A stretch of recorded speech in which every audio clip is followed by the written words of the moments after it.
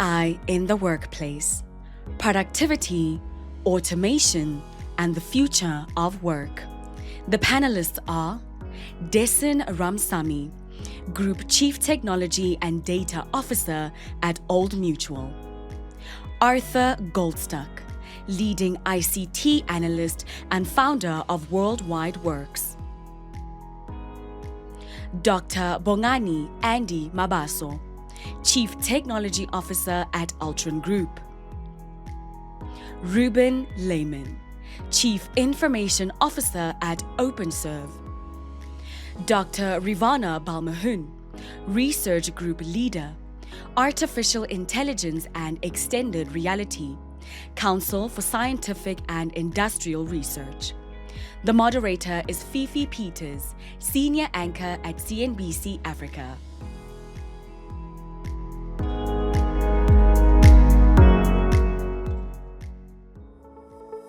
The role of AI in our lives and in the workplace has become undeniable. It's reshaping industries across the globe, automating routine tasks, speeding up decision-making, and helping people work smarter, not harder. Tools like ChatGPT and AI scheduling assistants have become everyday teammates summarizing reports, analyzing complex data, and taking on repetitive admin so humans can focus on what we do best. When AI first entered the scene, many feared it would take jobs. But increasingly, we're seeing it for what it is, a tool. AI brings speed and scale. People bring creativity, judgment, and emotional intelligence. Together, they are creating a new kind of workflow, faster, smarter, and more adaptive. For companies, success won't just come from adopting the latest tools. It will depend on building a culture that's agile, ethical, and open to learning. Because the future of work is not about replacing people with AI. It's about unlocking what's possible when we work together. Okay, so now we can officially begin. And perhaps maybe we begin on a personal note with all of you. Welcome, by the way. Welcome. Thank you. Desin introduced first. I thought you were going to sit next to me, but nonetheless, it's fine. I'm sure you're quite comfortable there. So you representing Old Mutual, a known brand by most people in this room. You, as a company, provide us with a whole lot of retirement products and investment products. You provide us with a whole lot of insurance products as well. And you're opening a bank. You've opened your bank. Is your bank? Yeah, you're opening. So quite well known, but when it does come to AI, if we just start personally, and I want to ask you personally, what is the one AI tool or feature you personally find quite useful in your day-to-day work? Oh, like without doubt, it's Claude. So yeah, it's an Anthropic's tool. I find it very useful for summarizing. I mean, you always got to check that it's doing a good enough job, but yeah, I like Claude and Perplexity, a close second, but yeah, that's my tool. That's for you. Oh, okay. And I like that you said you find it useful for summarizing, but you have to check that it's doing the right job. Yeah. And I think that the introductory video was talking about how, yes, it's making us work faster, but I believe it's also making us work harder in ensuring that there are no mistakes that creep in the system. Absolutely. Arthur, I'm going to come to you as well. I mean, I think that most people absolutely know who you are in terms of your presence in the technology and innovation space. You write avidly about this. I think that perhaps I even guess you have been in the room with the likes of your Sam Altmans and even the Jensen Huangs, just given the fact that you're a globetrotter as well. But when you reflect on what you're seeing elsewhere, and when you look at South Africa's AI adoption journey, if you could in one word describe what South Africa looks like right now, what would that be and why? One word I would guess would be experimentation, but also, I think anticipation of what is possible. And you mentioned all those people in the room. I had the great fortune recently of meeting Sundar Pichai, the CEO of Google. Sure. And I asked him specifically, growing up in India, which is also a country that faces massive structural limitations. What, as he learns from the advent of AI, that could transform both his homeland and a country like South Africa? And he said that it's a little like what the internet did for both countries. It allowed them to leapfrog tremendously. It's not about using technology that was developed elsewhere and therefore there's a kind of cargo culture. We've got to forget about that limitation on ourselves, but rather look at the exciting possibilities that it allows for leapfrogging what comes before. So maybe that's the word, actually, leapfrogging. So it's 3 words. It's leapfrogging. Three words, but okay. The ultimate one, I think that sums everything up, is leapfrogging. Okay, perfect. Bongani, as well, with the Altron Group, I mean, when I think Altron, I automatically think Netstar. You guys help me track my car, perhaps many other people in the room as well, but do a whole lot of stuff when it does come to logistical and fleet management. I know that you're in other areas as well, from the likes of healthcare to financial services. But when Alex asked about who is using AI in the room, did your hand go up, sir, Yes. as a technology provider? So in terms of your use of AI on a daily basis, what would you say is one of the most surprising things that you have learned about it since you started using it? I don't know that I'm surprised by anything in particular. I've been in AI research since 2017, so I've been with the technology for a while. But I suppose maybe the interaction that people have with AI, that is always surprising to me. You know, sometimes people treat it as a friend. Some people treat it as a colleague. You know, it's just interesting how we personify the technology. So that's always surprising to me, to see how individual people relate to the technology. I think I'd agree there. Some treat it as a therapist. Apparently, you can use AI for relationship advice. I do know that some are also looking for it as a doctor for medical advice, but perhaps that's not as, I don't know, untoward as the other features. Ruben, as for yourself, I mean, as OpenServe, we heard from Telkom, by the way, thanks for being a sponsor here. And as for OpenServe, I mean, you're essentially so responsible for putting in all the fiber across the country that is responsible for keeping us connected as individuals in terms of our ability to access Wi-Fi and internet and all that with speed. You do that for businesses as well. But when we do talk about AI in your world, and if from your use of it, if there was one thing that AI could remove from your daily tasks, such that it's not something you have to do anymore, from an individual point of view, what would that be? Yes, good morning, Fifi, and your listeners, or viewers. From my end, I think it's probably the minutes of meetings where I'm chairing the meeting. Sure. Right. And I find it very useful, pretty accurate, and it's immediately available. So I distribute immediately after meeting. And, you know, it brings that level of efficiency and visibility. So, you know, in the past, we had to wait for whoever took the minutes, review it, circulate it. But it's available instantaneously, and I've made that part of my daily routine. All right. And I'm wondering if Desin was on your email list in terms of receiving those minutes, whether he would put it in his model to summarize those minutes, because some meetings can be lengthy, particularly at executive level. Rivana, last but not least, I'm an absolute fan of the work of the CSIR and what you do. At the heart of policy comes research, and there's a whole lot of really smart minds that we do have in South Africa who are collecting all the data and putting together all the information that does inform quite a lot of our policies that we have as a country. And that's why often you'll hear people, when they talk about South Africa, they'll say that we do have some of the best policies. The problem is not the policy, the problem is in the implementation, but that is a conversation for another day. But when we do look at AI in your sphere, in your ecosystem, ma'am, what is the one thing that you're seeing about it right now? That you are seeing a potential for it to perhaps change quite a lot of things in the South African ecosystem, or help us leapfrog in a few areas in the South African ecosystem? Thanks, Fifi, and good morning, everyone. Prior to joining CSIR, I was in the telecom sector, so seeing the headline sponsor this morning and some familiar faces in the audience, I feel like I've come back home.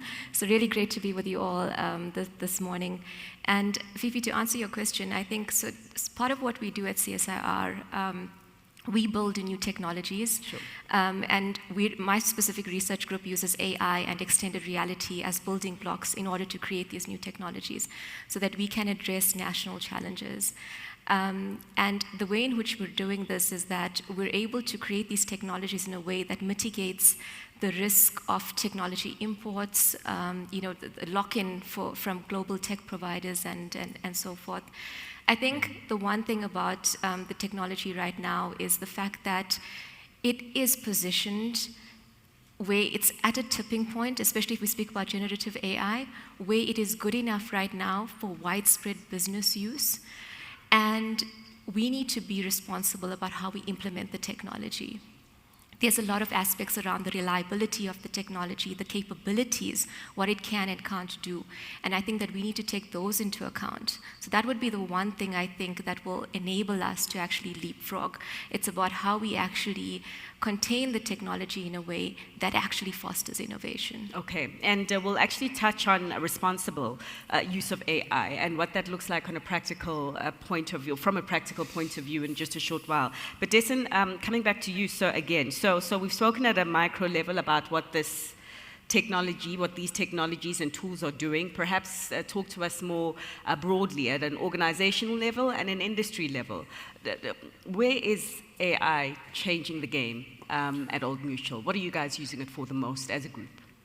Yeah, so I think it's fair to say lots of us are, looking to scale experiments that we've been conducting over the last 2 to 3 years. Not in this game, like 5 years is a really long time, and 5 really long years ago, like commentators like Satya Nadella, they were saying that AI is the new runtime of organizations. Now, people are saying, everything will resolve to a prompt. And I think it's just representative of where we thought AI was going to make an impact, like deeper down in technology stacks and things like that, to it becoming, through natural language processing, the interface for us, our clients and advisors and things like that. So to appreciate that, and to appreciate that lots of what we do is still experimental, we're a 180-year-old company. There's no playbook to use AI to transform a 180-year-old company. So experimentation, scaled experimentation, responsible experimentation is kind of where we are at. We look at it transforming 5 key spheres: AI for technologists, AI for our clients, AI for our frontline staff, for our advisors, and general workforce productivity. And we've got tooling and solutions in each of those 5 domains to improve productivity. But again, to be cautious about this is one playbook, but to be hopeful and kind of courageous is another. Because kind of waiting for this proven recipe for AI to be transformative for an organization, I don't think that that's the way to go.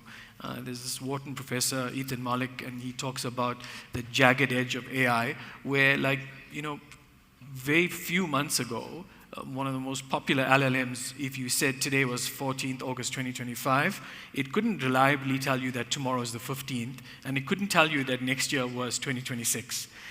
So while it's winning like math Olympiads and things like that, it's stupidly fast in learning, but it's sometimes quite stupid too. So like the way we're doing this is kind of a scaled and progressive way.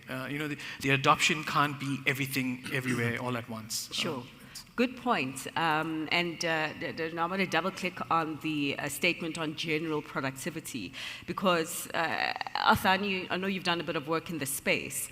We follow a lot of these tech companies, the Googles, the Microsofts, the NVIDIAs, the Metas, the Amazons, and we see how much they continue to spend in the AI space, and there's an expectation that the productivity is just something that follows naturally, and it's mass productivity. But there are question marks as to what kind of productivity is being realized right now and how we're measuring it. I know you've done a bit of research, and perhaps you can just give us what the numbers are saying by way of that relationship in South Africa. It's a great question, and the answer is, in a way, scary. We just conducted our second annual South African Generative AI Landscape Study with Dell and Intel, and among other things, we asked companies how many of them have a clear strategy for the use of AI. In other words, a formal strategy, not just using it on an ad hoc basis. And that number was only 14%. So just over 1 in 10. The other key number was how many are actually using it in their business.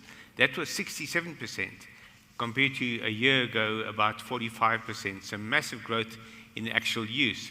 But when we asked them what benefits they're getting from it, number one was productivity. Those who are using it, more than 80% said that it was enhancing productivity in the company. So there's actually a number to it which proves that that is true. But if I can just go back 10 years, before we were all talking about AI, when companies like Amazon Web Services and Google were almost inventing the modern AI landscape, back then already those companies were using AI tools for internal productivity. But the most powerful form of productivity for which they were using it was decision-making around product rollout. So the cycle of rolling out a product, then testing that product, and then iterating a new version of it based on the testing of the product in the market, typically in the physical world had been between 12 and 18 months. They brought that down, potentially down to 3 minutes.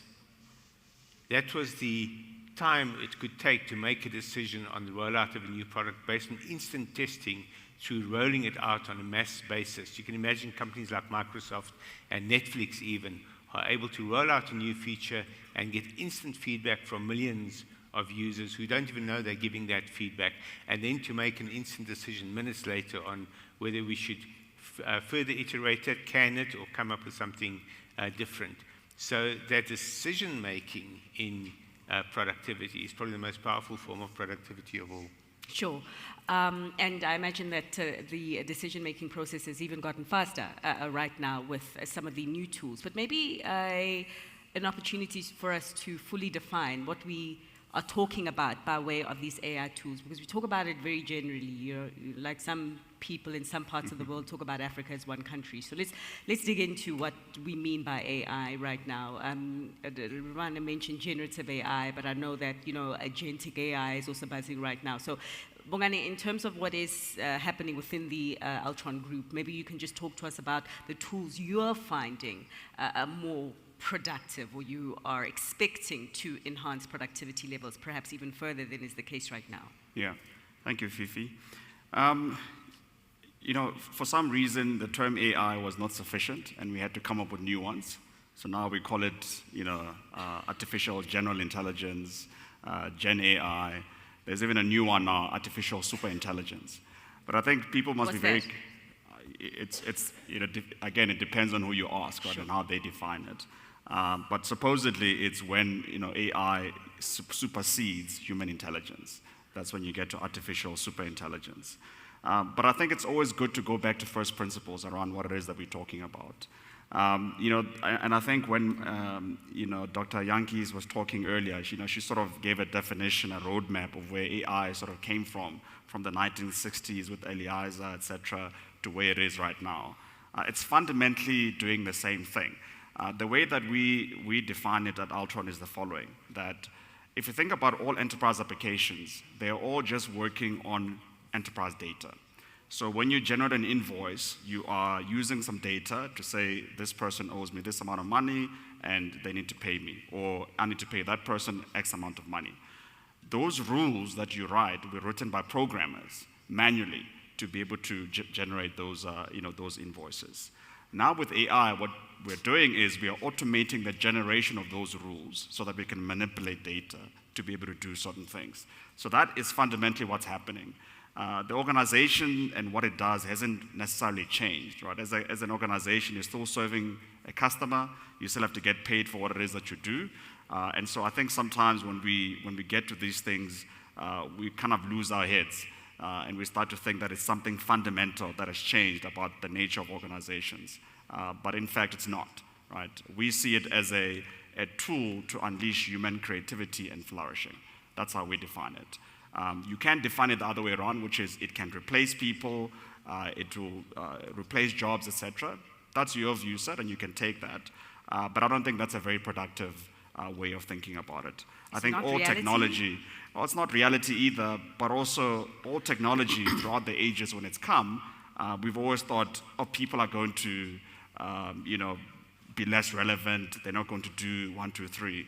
But there will be jobs in the future that right now we can't all think about because of the advent of the technology. Sure. So technology has always been a tool to unleash human creativity and flourishing. Sure.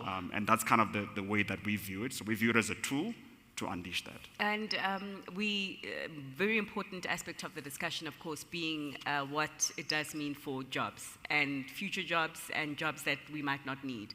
Ruben, before we go down the realm of AI and the future of work and the impact of jobs, would you care to offer any comment or any insight on what AI is doing by way of productivity within your organization? Yes, Fifi. Within the telco space, and perhaps I should just emphasize that I'm within OpenServe as part of the telecom group. We're the fiber, what commonly known as the fiber provider or a fixed line service provider. And we've got a vast landscape of infrastructure, around 180,000 kilometers of fiber. Also a big workforce or field force that supports it.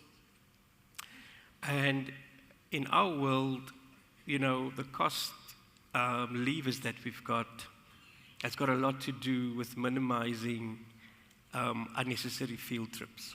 So what we have done is we have leveraged machine learning to do predictive analytics with our own data, our internal data in our business, our fault history, as well as external data like weather patterns, because weather patterns has got a lot to do with connectivity and the uptime of connectivity. And we've managed to pull together a model where we've put it into production, and we've been quite accurate in the high 90% in terms of predicting where the hotspots will be within a 7-day period in advance, and also matching whatever that outage would be with the right skills, because that's the next challenge that you have. You have a variety of technology and in the network, because of the age of the network, multiple customers use different technologies, and you got to match the skill, the technician with the right skill. So we've seen a tremendous success there, but in general, in the telco space, it's been coming for a while. A lot of this, as Andy mentioned, it's the notion we've seen it before. It's just dressed up a bit differently,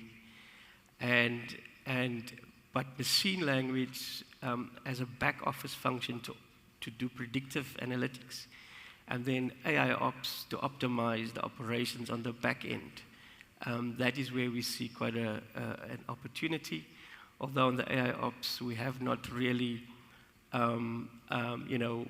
also sort of in the experimentation phase, because big dependency on the amount of data that you've got within your organization to be able to derive value from these kind of projects. Okay, no, great insight there into the tool specifically that you are finding quite useful within the organization. Maybe let's pick up on the point that you did make then on responsible AI. What do you mean by that? What does that look like? Responsible AI, when we speak about the workforce context, Yep. I really like the point about using AI not necessarily to cut your workforce, but to actually turn your attention towards your workforce, basically expand your outputs. Yeah. And I think I'm of the view that that's the approach that we should take. When it comes to us doing that, and when we turn our attention to our workforce, there's some practical methods that we can take. One is around exposing our workforce to tech expertise, so that first principles become something that they are aware of, so that they can speak the tech language more comfortably and understand how the tech operates. Another aspect is around on-the-job training. So what we're finding more and more of now is that trainees in the workplace actually don't have the opportunity that they had before AI was a thing, to actually do on-the-job training. And that creates this gap for them. Technicians need to know how to physically change cables. We have individuals or technicians that would need to understand how to change valves, and they need to do that through on-the-job training. Now, what we're finding is that when you augment technology with the human workforce, that's when we can actually create some value from this. Virtual reality, for example, is a tool that you can use, or a technology that you can use for safe training, and you can foster on-the-job training in that way. We've already created solutions where we're able to train in hazardous environments, and we're expanding that to other spaces right now. But using virtual reality and actually having that powered by AI is how we're going to be able to tighten the learning loop. So that's, if you think about it from a workforce perspective, and actually putting the workforce first.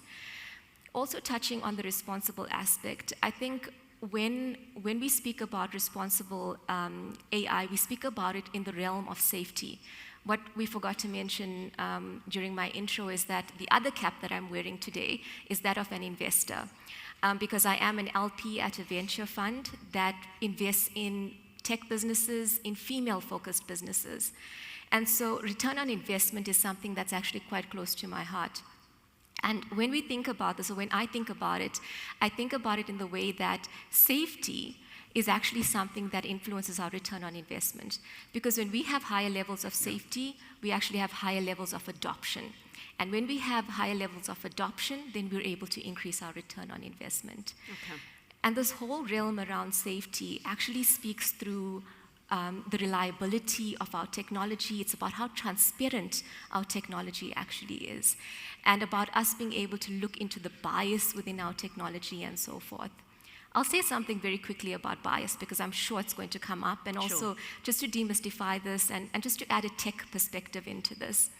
The reason that bias in our algorithms or in our models is a problem or a challenge is for two main reasons. The one is because there are many accidental paths that can lead to bias. So we can set out with really good intentions to produce this inclusive model, but say we just leave out one element of inclusivity, then we risk having bias in our model. So there's accidental paths that can lead to bias. And the second is that it cannot be remedied through a technical fix. We can't unbias the bias in a model. The way in which we go about doing this is that we first identify the bias in a model, and thereafter we find ways to mitigate it. So we've already created a model that can identify bias in lending practices, and now we're going about employing some sort of flexibility so that we can employ that into other domains. But what's going to become quite critical when we tackle this realm of trustworthy AI or responsible AI is actually the interdisciplinary or multidisciplinary work around this space. Yeah. So I think that's quite critical. Yeah, and also I think I would add to that, owning our own data. I mean, we heard in the beginning that less than 1% of the world's digital data is generated in AI, which is generated in Africa, which feeds to some of the biases that you're talking about. And also what was really interesting, shared by Dr. Jantjies, that less than 2% of global genomic data also comes from the African continent, which speaks to that. So we need to level up the data sourcing in order to, I think, address some of the biases. And we can talk about this in further detail if any of you do care to comment. But I do want to talk about the aspect of the skills training and the redeployment and work. Because I was I had my niece over for lunch at the weekend, and she's very, very good in accounting, very, very good. But she's also very, very good in dancing. And she goes all over the world, and her and a team, they win dance competitions. It's an African thing, you know what I'm saying?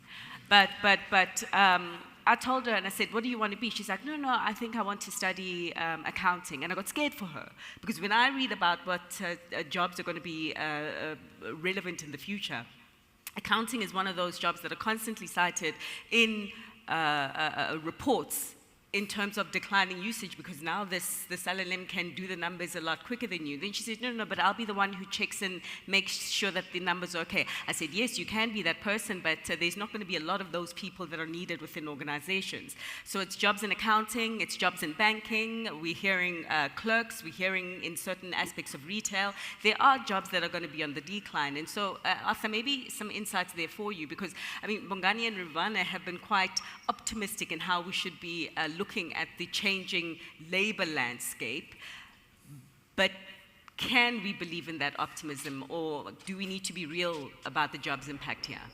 Yes and no, but I'll give you a very direct experience in assessing that exact question. So I'm not advertising, but the second edition of my Hitchhiker's Guide to AI came out this month. And when I wrote the first edition, I went to great pains to stress that AI isn't here to take over jobs. I gave many examples of where it's in fact created new jobs. And there are quite a few in motor manufacturing where AI is a big coming story. It's actually at the Ford factory in Silverton, it's actually enhanced productivity to the extent that they quadrupled employment on their production lines. So this is one example. But when I wrote this second edition, now in the last few months, I realized that a lot of the jobs that I felt were safe, in fact, were no longer safe. You can't tell a graphic designer who can't find work that AI is here to enhance their work, because they don't have work. And there are a lot of examples of that going around. In the PR industry, where the average quality of what they produce is fairly poor, AI enhances it dramatically, and sooner or later, a lot of the agencies will discover that they can actually just do AI to do the whole job for them. It doesn't do it well, though, because AI content, by definition, averages out the content that it finds. So what it produces is very average content. So it results in very poor PR being put out there, but in the medium term, in the PR industry, you're going to see decimation of jobs. Middle management as well. People who oversee other people are going to be replaced by AI agents. In data analytics, you're going to see a far reduced role, or at least a need for additional people. And that's an interesting one, because supposedly that's one of the safe professions. But in our business, my data analyst, when we do a research project and I hand over the data set in a spreadsheet to him, in the past he would spend a week producing graphs and analyzing the graphs, or 2 weeks, and then there would be a lot less time to come up with the strategic insights from that analysis. Now, with the paid version of ChatGPT, that same process of analyzing the graphs and producing basic analysis takes half a morning. In the next few months, it'll take half an hour. But what that then means is that he's able to spend the rest of that week, and that's what I insist on, is that he spends at least the rest of that week going through that analysis and coming up with the gems of insight that comes out of the data that in the past we wouldn't actually have had time to come up with, because we were just trying to get the job done. Sure. Now we can get the job done at a level that's so much higher than what we ever did before. It's really enhanced our work. So he's not going to be out of a job, but that's because of the approach we take to our work. You will find in the general market research world and data analytics world that there will be a far lesser need, because they can do the same average work much more quickly, and they don't have a passion for excellence. For example, if they don't have that passion for excellence. However, where there is a passion for excellence in any environment, you'll find that AI will enhance the roles of any person in that environment. Absolutely, and I think I'd also add author, because nowadays everyone is writing a book using AI, and so it raises question marks around, future of authors. Although those of us who are readers will know that there's a difference between a book that is written by an LLM and a book that is written by artists. Yours written by yours. Yeah, if I can just say that AI writing has fingerprints, and if you're an experienced writer and an experienced user of AI, you can see those fingerprints. I can listen to a speech, and I won't name names, but I can listen to a speech and I can say that was written by AI. I concur. Bongani, you're smiling, and I'm wondering why. Is my smile that powerful? Yeah. Look, to be slightly contrarian, I think we overestimate, the power of the technology, and we underestimate market economics. If every skill is commoditized, why would I pay for it? Why would I read your book if your book is written by an LLM? Why would I? The thing that I value is the fact that Fifi put your life's work into a book, and that's what I want to read about. And so there's always this balancing force, right? And I think, like any technology, the overestimation comes up, and that's why you have hype cycles, right? And we're thoroughly in a hype cycle right now. And I think sometimes we miss the actual value that it can generate. So when I say that, AI is a tool to unleash human creativity and flourishing, I don't mean that there won't be specific tasks that you shouldn't do anymore, because those will change, like factory work. We don't build cars by hand anymore. But the automation of building a car is still not thoroughly, just machine only, right? There's still people that have to do design and do other forms of work. So we must be careful, I think, with our language when we say we'll replace people, because personhood is much more than just the things that you do. Personhood is a much bigger thing. And I think it's about how you view humanity. I suppose if you had to accuse me of anything, my optimistic view of humanity is I believe that we are the most adaptive beings on the planet, and we'll always find a way to adapt. Sure. So if you take that viewpoint, in future, if a consultant comes to me and they go, here's a consulting pack, I've looked at your data, I've used ChatGPT, here's the answer, why should I pay for that? I'm looking for the insight to go, I know this person in that organization, you should absolutely merge with that organization because it will unlock this value. That's the thing that we're actually paying for. The value is what we're paying for, not the commodity. Sure. And I think sometimes when you put it the other way around, you end up with this very sensationalist, will replace everybody. People and personhood is much more than just the things that I do. The things I do may change, but who I am won't change, and I can adapt. I get that, and I agree, and thanks so much for putting a perspective there. Yeah. But if we just then talk about the tasks and the job. In fact, they say that how you should look at it in terms of the ability of AI to replace your job is that if the difference between your job and the tasks that you do are very little, then the likelihood of replacement is higher. Correct. But if there's a difference between the tasks and the job, if it's wider, apparently journalism is also on the line. But one can argue that, it takes more than just... Yeah. Putting in an LLM and getting the story. There's a different job that's required in journalism as well as the task. So then I put it to you, Desin, to say that, all right, within your organization, those individuals who have very little difference between their tasks and their jobs right now and will need redeployment, how are you going about it within the Old Mutual Group? What are you seeing perhaps within your industry around redeployment of middle management or other workers within the ecosystem who are vulnerable in this environment right now? Yeah, look, I think, firstly, right now, let's be honest, I think geopolitics, Trump and policy stasis is taking away far more jobs than AI is going to do so for the next, few years. So the way we're thinking about it is in local context, right? So high unemployment, high youth unemployment. But we also have to be realistic. The one thing I feel we might be understating on the panel today is global trends don't favor redeployment. Global trends actually speak to if you can automate 90% of the tasks that somebody does, or critical mass of those tasks, there may not be redeployment opportunities. Ping An is one of the largest integrated financial services groups in the world, and like they're a strategic partner to us. They've been on this journey 10, 15 years. Over the last 5, 6 years, they've gone from serving 214 million clients to over 240 million clients. Their service and sales staff have gone from around 70,000 people to around 50,000 people, right? Like if you want to know the pace of the technology, there's somebody training an LLM while listening to 3 or 4 calls, right, to sell and service better. Those jobs may not come back for those people. For the 20,000 people who are no longer at Ping An, I don't know what they're doing. So like like economic forces may not always lead you down a redeployment path. And I think we have to be realistic about that. How we're thinking about it right now is there are tasks, and luckily, I got to share this with our CFO the other day, that his job is probably on the line. So, not so great news for your accountant. How did that niece. go? Yeah, like well, suddenly, you're still here, so it's pretty well. But suddenly my budget was slashed. So no, like very clearly, there are tasks in the analysis of reports. Partial writing of reports.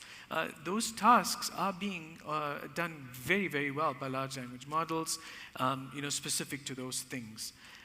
So if you just took a vulnerable part of our workforce, right, service agents, where technology tools right now and AI in that part of the value chain is certainly making them better at their jobs.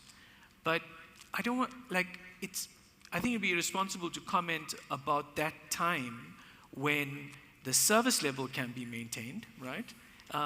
And the technology is actually doing it far better than the service agent is. Sure. I want us to be kind of circumspect about it, not promising that everyone in a situation like that can be redeployed. And sure. it's not a nice message. It's certainly not an all mutual view, because the technology is nowhere near doing that right now. But I feel that it's not just industry who must think about that moment. Our policymakers must be thinking about that moment, and how do we train and retrain people for that future. Sure. And I think it is a point that the Minister did make in some of his opening remarks. If I can just get through some of my notes, he did speak about the importance of regulation and the relevance of regulation to this time. I'll pick up on it. I don't quite see it right now, but it's in my head, but I'll pick up on it and I'll quote him exactly. I just want to know, Ruben, are you as real talk as Jason about the situation then, to say that redeployment is not going to be possible for everyone? And in the instances where it isn't, I'm just wondering if there's another approach that can be taken, especially in a context like South Africa. We would have all seen our latest unemployment numbers, and things still look quite ugly right now and sad for people who don't have the dignity of a job. Yes, so I think, as I said in my opening remarks, Fifi, we're in the business of physical network infrastructure. And we believe that there is a place for AI in our business. A large part of it, as I said, will have to, has got to do with the automation of the back end. But even if we automate the back end, in other words, the operations, the factory, right, that kind of creates the service and makes the service run, and when it breaks, someone detects it and gets someone to you. That understanding of the business will still be a requirement going forward, even if you introduce a high level of automation or AI ops in the back end. But there will be a role shift. In other words, the human being that understands that tasks that is now automated by AI would still have to do oversight of what is happening. I believe it will be a ramp up. Ultimately, in the telco space, the ultimate vision is to run networks as an autonomous system, where the network has sensing capability, the network makes decisions by itself, essentially the network becomes a driverless car, so to speak, where it adds capacity when it's needed, it runs and shifts traffic as required to meet certain SLAs and make sure you make your revenue targets. But we still are far away from that. And the ramp up to that, in my view, is we'll automate as much as we can. There'll be a role shift of oversight over what has been automated. And then there's still, someone that needs to understand what has been automated. And I think a lot of what's been said takes that for granted. Because AI, or for that matter, agentic agents, that is being introduced into your business still has to be managed as well. Because that agentic agent, for example, becomes part of your functional team. It becomes part of your performance output. So you need to understand what it does. You need to understand what its limitations are. You need to understand, as the speaker mentioned, the bias and the potential risk of what is in there. And that, when it's localized in the context of where we deliver services, that would be difficult to replace, right? So in my view, the journey would be towards an ultimate, getting as much efficiencies as we can, but really use AI, so to speak, as a co-pilot, where the human being has the oversight. Sure. And the human being is still accountable to manage this intelligent capability that's been introduced into the ecosystem. And that accountability would run all the way from the operational phase, because there's certain risks of it, right up to the highest level in your business, because risks has to be governed, risk has to be managed, and ultimately become part of the way you do business, but not without governance, not without control, and not without accountability. Sure. So in the short term, my view is it would be a journey where we maximize and also, where people need to be reinvented. Their careers needs to be reinvented or augmented. We've got a very mature process, of reviewing our job descriptions, making sure that whatever additional skills is required, is dealt with, quantified. We've got a term what we've called in HR benchmarking, and new opportunities will come, right? As you've mentioned earlier, AI and digitalization lends itself to a myriad of other opportunities, and new jobs will emerge out of that landscape. Just to go back to the previous speaker, not to take up too much words. In our world, data analytics, for example, is very important though. I believe that's going to actually be a growth area where you lean on the capability of deterministic analytics, and as you evolve to predictive and eventually prescriptive, once again, you'd still need the knowledge of the business, whether it is in commercial, to understand your customer, whether it is in the back office, where you understand the landscape and what it means if AI did this, what does it mean downstream for me? And that becomes a journey. It doesn't happen overnight. I think it speaks to the point that Bongani was making, to say that it does depend who you are talking to with some of these things, whether it's relevant in one world or whether it's not so relevant in the other. Depends on who is providing that answer. We're about to wrap up right now. I'm just wondering if there are any thoughts or any comments, questions from the audience before we do. Yes, sir. My colleague is coming through with a mic. Feel free to be specific, to address the actual question to the specific speaker, or just speak as you will. I'll do that. Thank you. My name is David Mwepe. I'm a PhD candidate at UNISA looking into cybersecurity communication, analyzing how we frame, we message cybersecurity, particularly when it comes to the awareness point of view. And I just wanted to raise a point that I've made an observation. When it comes to AI, I think sometimes we confuse ourselves about how to communicate it, looking in how sometimes we say AI is going to replace our jobs, and then sometimes we say it's not going to replace our jobs. Somebody said at the beginning that AI is going to replace your job if you do not use AI. It was me. Yes.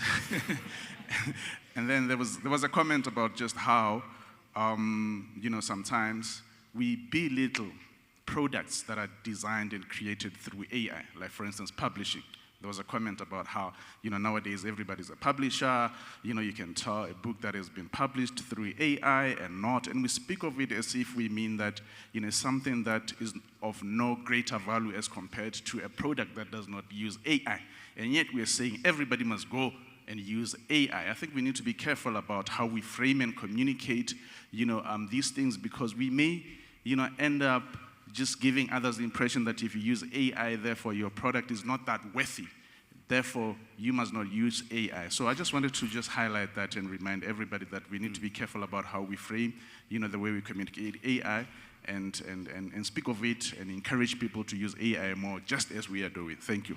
Thank you. And I think that's a great point. But I think that maybe what we didn't do in framing that, because I'd say that many of you that you are the experts in the field, but what you guys talk about AI as being is something that complements you. And I think the risk is if you just get this tool to do your work for you, that's where your economic value or the quality of that work is diminished. Yeah. But if you do it to enhance and complement you, it becomes a little bit different. Absolutely spot on. Yeah. Yeah. If you don't mind me adding, the fundamentals haven't changed. In business, it's about trade. If I sell you something, if I make my beer taste better, you're going to buy it. And there is a case where if you add too much AI, the beer could taste worse. But there's also a case where if you add the right amount of AI, the beer tastes better. And it's in the wisdom of that for you to figure it out for your business. Sure. Any other comment? Last one before we take it. Yes, sir. So, I was just following the discussion around the issue on jobs. I don't think it's the first time, obviously, we've had jobs being in question as a result of technology. Maybe just to the panel, what's been the progression in terms of the impact of technology on jobs, in terms of how we are seeing AI probably impacting jobs differently? Because I'm seeing a lot of strong discussions around AI is going to take jobs or is going to unleash creativity, etc. But I'm also of the view that it's not the first time we interact with technology, right? We've had robotic process automation, machine learning, and all of these many things. And in one way or the other, they've impacted jobs, right? In a positive way, in a negative way for some people. But I'm keen on how do we move away from this emotional view around whether we are unleashing creativity or we are taking away jobs to realistically, what's been the net impact of technology that seems to bring along AI as the main solution? Okay. And how is that actually, so what's the nervousness that, the panelists, okay. or what is creating the nervousness, I guess? Because my view is that if tech has been with us for so long and is going to continue to be with us, are we being honest with ourselves when we say it's going to take away jobs?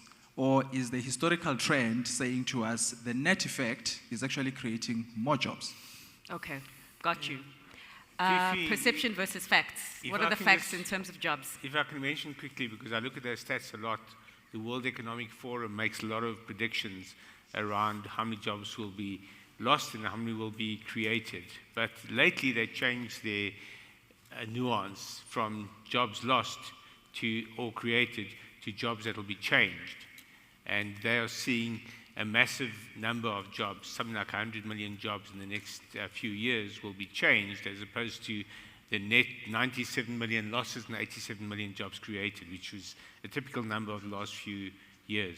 But if any one of us said that we know the answer to your question, you would prove us wrong a year from now, because the outcome would show that we actually don't know what the real impact will be. But what I can say is that AI creates an entirely new supply chain. If you look at the massive rollout of data centers right now in the United States, but it will be worldwide. We're seeing it in South Africa.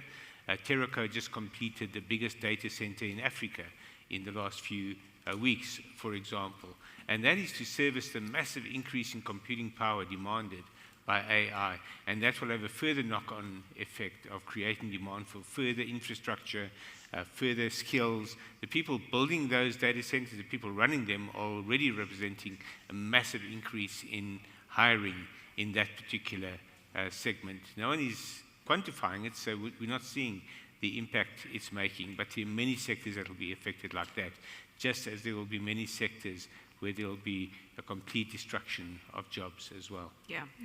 I also quickly want to add something to ahead. that comment, Fifi, and it ties in with something Arthur said right in the beginning around decision-making and why that's so important.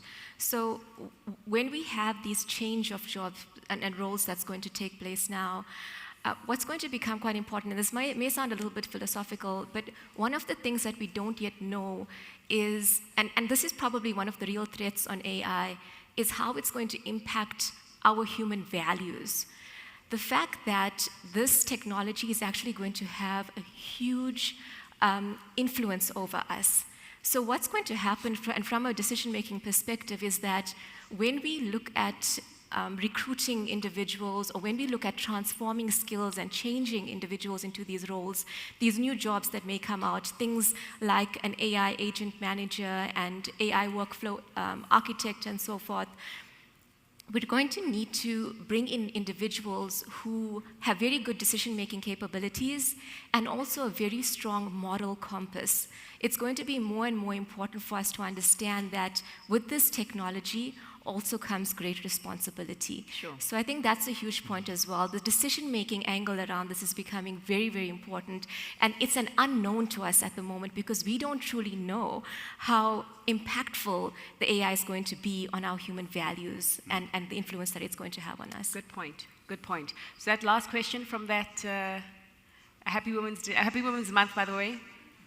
Morning, everyone. I'm Izal from Mark Statics, and I actually want to pose this question back to Dr. Rina. So I'm a part of the 40 under 40 group SMEs, and we had this discussion about how AI is actually affecting our staff's memory, where they are taking so many tasks and putting it back into AI, even emails, and then coming back on a Monday and seeing that they didn't retain that information, where it's almost affecting taking the time, putting thought into it, constructing an email, and retaining that information. And we're seeing it across the board. And is there research currently being done about it? Is there a way around it? Just your thoughts on that. So you're actually saying this is the AI that's unable to retain the information, No, right? It's the human, It's because the now the human AI being. is doing it so Yes. well, you just, Got it. you forget. Yeah, so I think what's happening right now is, and it ties in with what I was speaking about right now, it's influence, right, on us as human beings. What's happening with AI is that it's actually taking a lot, it ties in with this, there's books written about the dopamine nation and around how we're dealing with an anxious generation at the moment and so forth. It's around how technology is actually fostering, the more tech-centric we become, the more non-transactional, we need to become in our relationships. The more we need to start embracing the human elements around things. So what technology is actually doing and what the AI is doing right now is that it is decreasing attention spans. It is allowing for us to, like you said, not retain information as much as we used to. So we're going to have to use this. So the efficiencies that AI is going to produce is going to be fantastic. That space that we're going to find ourselves with is where we're going to need to foster mechanisms so that we can retain, information, so that we can actually start using our human ability and fostering that. It comes back to the point on decision making. We should never let the technology get to a point where it takes over our critical thinking, where it takes over our ability to be human in that perspective. Yeah. Yeah, So and I think that's it's the point important. that Arthur was making. I think that there will be the level of skills erosion, as you have highlighted, but those who are excellent will actually use that time and the free time that they have, as it were, to go and amass new skills in other areas and amass excellence elsewhere. Unfortunately, we are out of time at this present moment in time, but I would like to thank you all for being fabulous conversation starters on what does promise to be a very insightful and informative AI summit. And I'd like to ask you to perhaps maybe help me thank the panel for their insights with a warm applause.